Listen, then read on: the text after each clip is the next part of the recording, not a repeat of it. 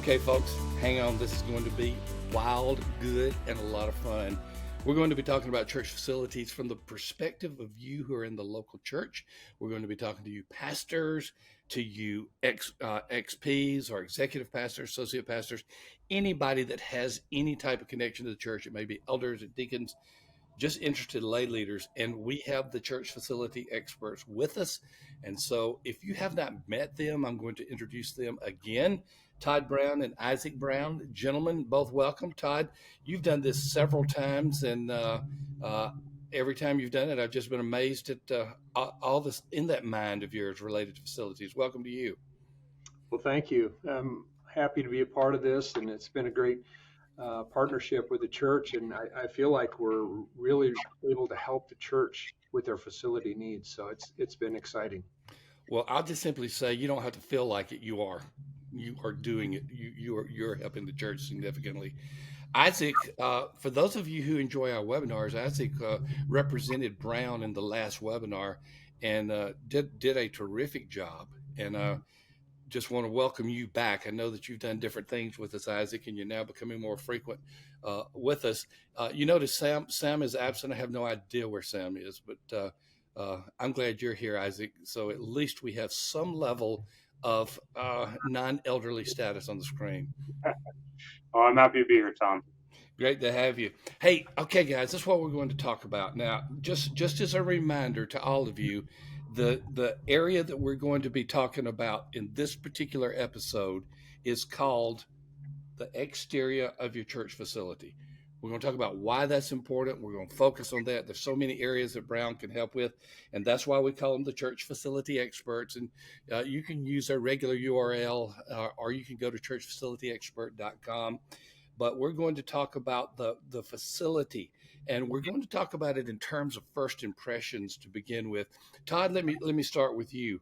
Uh, what do you hear when you talk to church leaders about first impressions? What are you hearing that they know in terms of facilities? Let us in on some of those conversations that you're having. Well, I think, they say a picture's worth 1,000 words. And I think that when you talk about a facility, the visual of your facility on the outside is probably worth 1,000,000 words.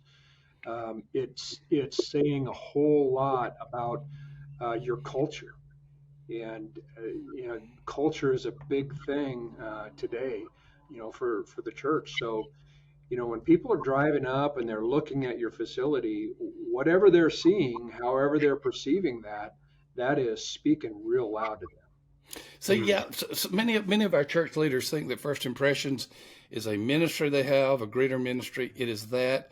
Many of them think that it's related to how friendly the church is once the worship service begins or before or after. It is that.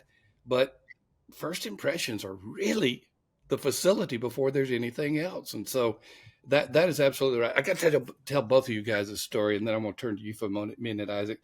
I am currently a expert witness. I do this from time to time, where I'll be called in to be an expert witness in which a church is involved. And in this particular case, in a state not too far from you, but I'm not going to give any more information than that on while this is being recorded, and it's because it's still an active case.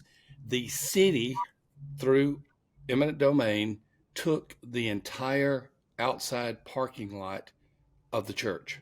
Now, every single space. It's in the downtown area. And so the city said we needed that space for our parking and for other use. And so by eminent domain, they took the entire space. The, uh, the church is responding through lawsuit, and the church is saying, we've lost more than parking spaces. We've lost we've lost what people see when they go by. They can't landscape it. They can't put signs on it. They can't do anything because they no longer own it. You walk out the front door, and for the most part, it doesn't belong to them. I think I know I'm giving you a scenario. I'm just throwing up there, but this is a real case that I'll be going up in August, I believe, to actually be in the case and be on the witness stand, and then the deposition before that. I don't want you to get into the case, and because that's as much as I'm going to give you. But What did that say to you when a church no longer has anything beyond its building itself? Yeah, that's a hard situation, man. You know, we say that the first impressions happen with the building, but even with churches, really since COVID, it's your website as well. Mm-hmm. Your website.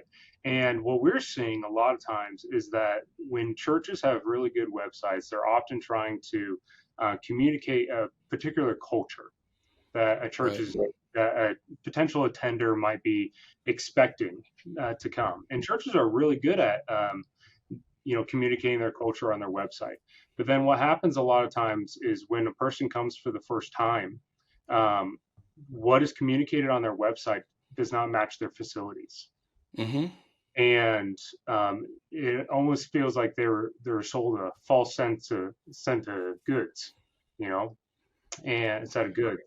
And when you are dealing with the exterior of your building, particularly, we're just used to, as a culture, of there being almost um, a theology of architecture of Oh, what that's you good.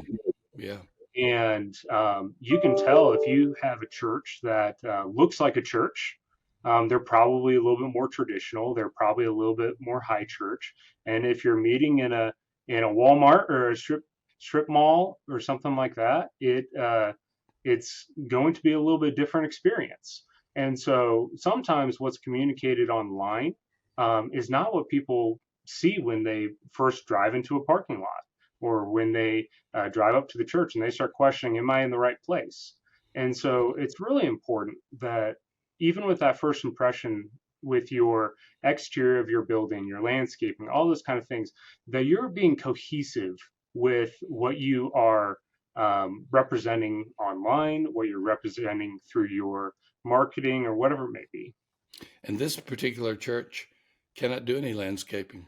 This Mhm. particular church cannot, and for the most part, they have a little area where they do it, but they for the most part they cannot put signage up there. They cannot have an event in their parking lot. They cannot do anything. I'm gonna get away from that. I'm not gonna make y'all do my work for me as an expert witness. Let's talk about the signage thing. Todd, you are a design build firm, and in the classic sense, that means that you have the architecture work, you have the design work, you have the construction. You're a turnkey for churches that want to build. So I know that you run into signage a good bit, and you probably have subs that you use, if not your own people. But talk to us about how Brown addresses not only signage, but how important it is in the exterior appearance and the issues related to that in a church. Well, I think, people have to know where you're at, and so you take the area that is probably most traveled and try to put a good sign. Again, like what Isaac was saying, it's really important to have good logos and good websites. But then, as they actually decide to come or decide to drive by, what it looks like is going to be really important. You're expressing what you value on your whole Mm-hmm. site, whatever you value. So good signage makes people like, wow, this is it, and this is where I need to go. Um, and not just that saying this is XYZ church, but a sign that's saying enter here. But one of the things that I like to have with the primary road that you're driving by is I like to see activity. And not to go back to the case that you're being asked to testify in, um, having a good, clean parking lot, organized, nice, good landscaping, good signage, so I can see activity. Whatever is important to you as a church, and if that's relationship, we should be able to peek into the church and see some relationship happening. Now, what's tough is most churches have this, what Isaac and I call a door to nowhere. So for some reason, I know the exactly where churches, you're going. yeah, the churches have this front door that's facing the street. There's no parking lot. There's no nothing. And the parking lot's in the back. So you park in the back and you have to walk all the way around to the front to get into the front door. And so, people are thinking that their front door is really inviting when actually it's a door to nowhere. It's a door to the street. And so all those little things that are first impressions, I drive by and I go, Where's that? Where are all the people supposed to dump into the road? You know? I'm laughing because I'm thinking of a church consultation I did 2 years ago, right after COVID, one of the first ones we did after COVID. And I'm walking around, I park before I talk to anybody. I'm on site, and I see the front door, the door to nowhere. And just like you said, all the parking is in the back. Now, this is during Sunday service. And so I park obviously where the parking is. I go to the door that goes nowhere because that's the front door. That's what I saw. And I pulled on it and it was locked. And there were actually 3 different doors there that were all locked. So this is on a Sunday morning, and the door that's facing the street, I couldn't get in. So I had to go back to the parking lot where they had no awnings, no nothing to show me, no signage, show me where to go. I knew when I was there that we probably were going to have some challenges with that church right away. Yeah. You have to know which door, and then there's a secret code, and you go through a hallway. Yeah, there's thousands of churches like that. And so when we start talking about culture, that's confusing. It's like, wow, this is a confused culture here. Yep. Must be a lot of people that have gone to this church for 35 years. They all know where the door it is, but the Yes. visitors don't. You got that right. Isaac, talk to me about the parking lot. Todd began to mention it, but talk to me about the parking lot. That seems like such a mundane matter. Oh, it's the parking lot. Just give me some concepts of what a decent parking lot looks like, the functionality of it. Give me some of those things that we would need to know, because I can tell you as a consultant, whether I'm going in as a secret guest or just doing an overall consultation, I see so many things about the parking lot, and the pastor, whomever I'm speaking with, is really surprised. So talk to us about that. Yeah, you'd be surprised on how many churches don't have visitor parking. Mm. Don't have those optimal parking spots that are very easy to find, very easy for volunteers to identify. Hey, a new person parked in this spot.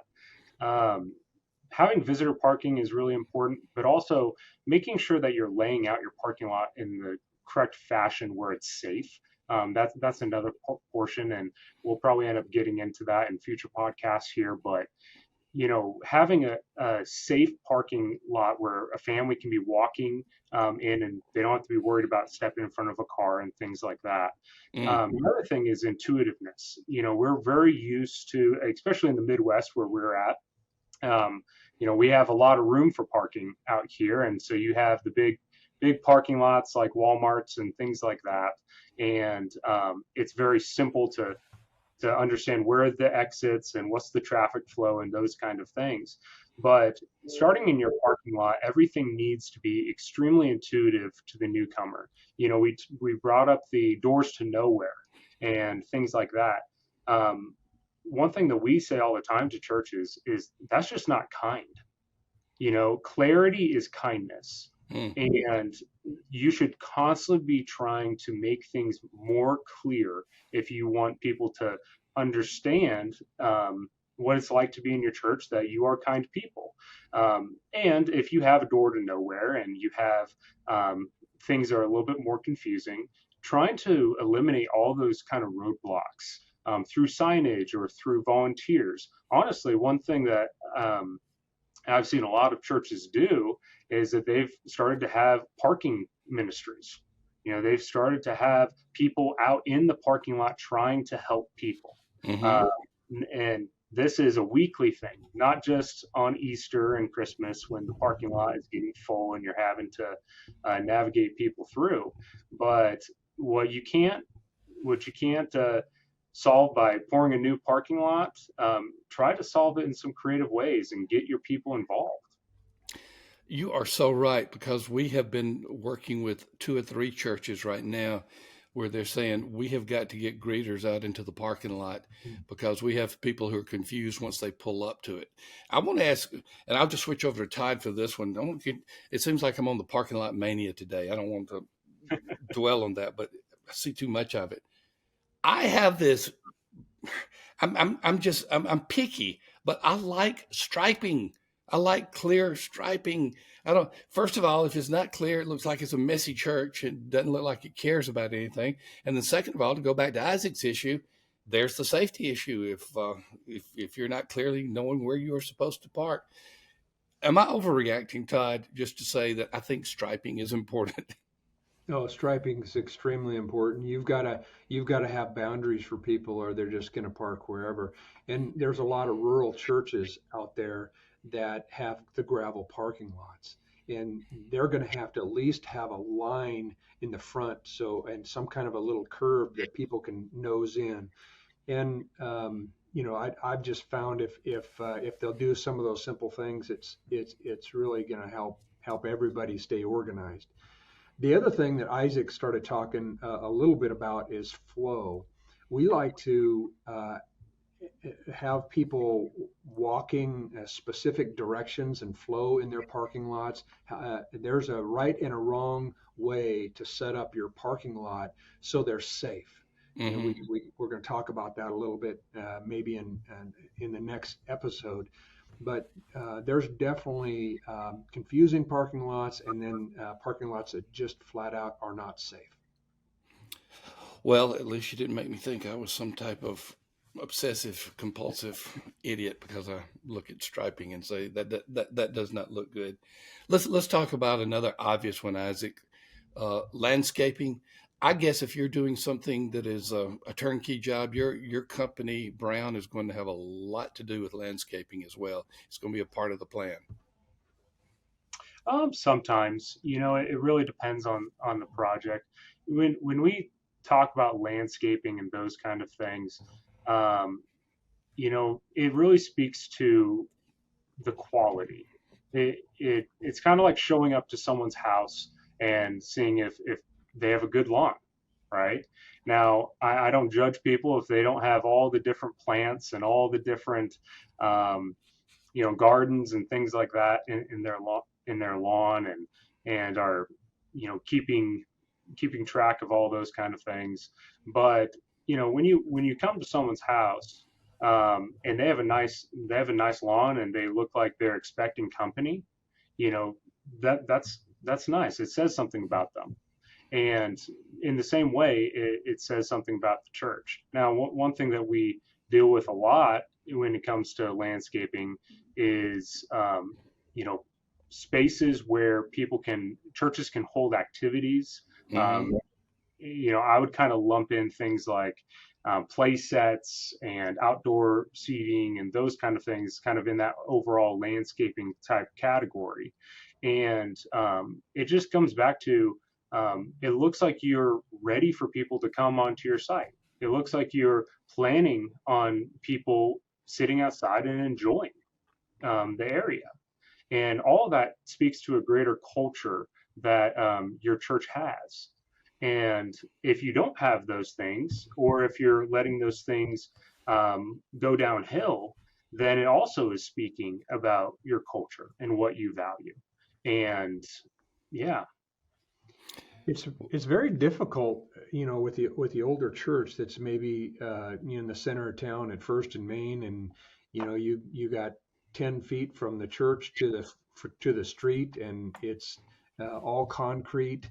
That becomes very, very difficult.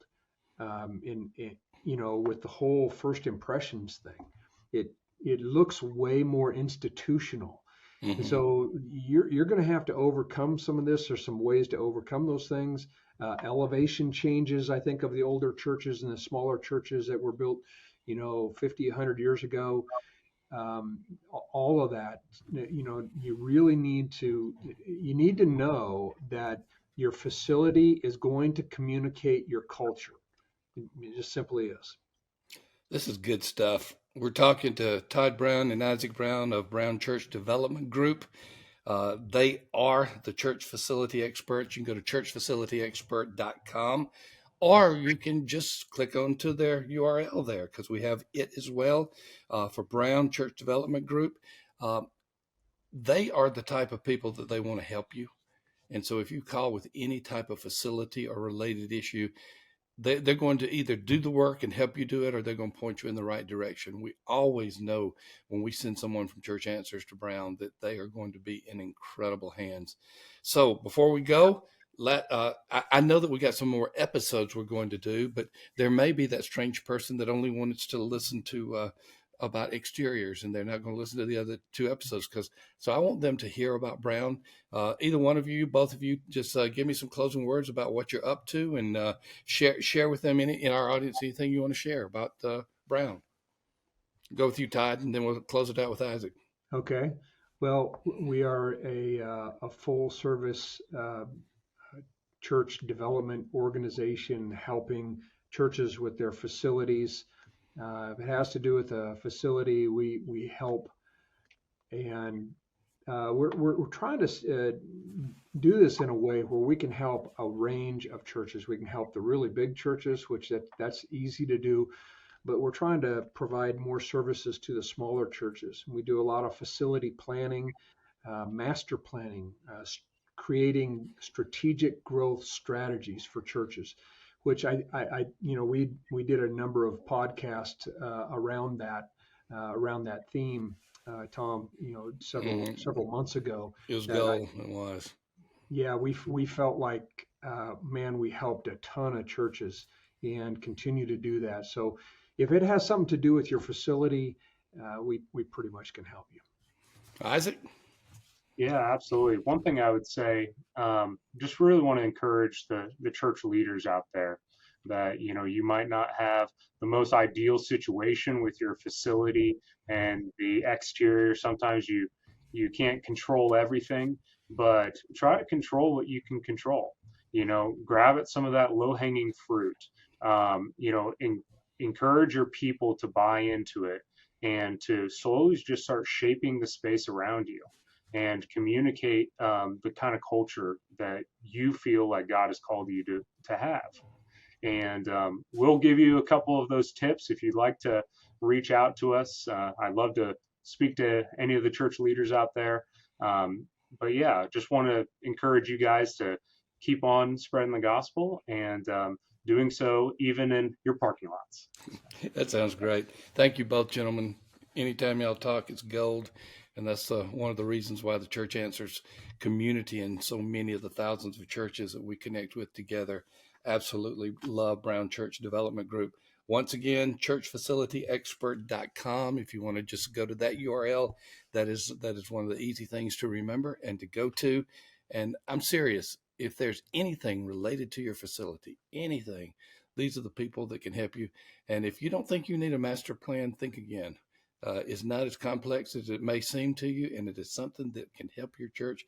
And I rarely see a church that doesn't need this type of help.